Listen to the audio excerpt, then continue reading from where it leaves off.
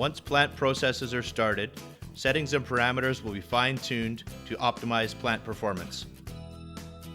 A trial period may be required as part of performance verification, where the plant process must operate uninterrupted for a period of time.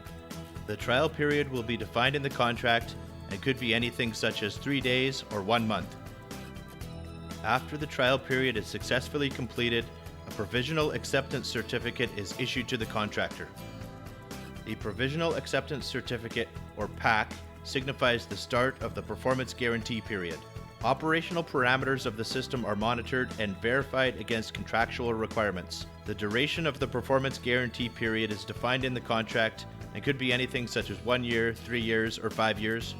And at the end of the performance guarantee period, the contract may define bonuses or penalties dependent on performance.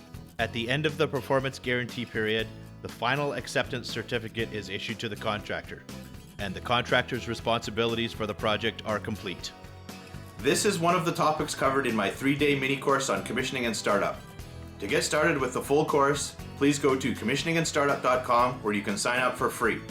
My name is Paul Turner, and I want to help you survive and thrive in your commissioning career.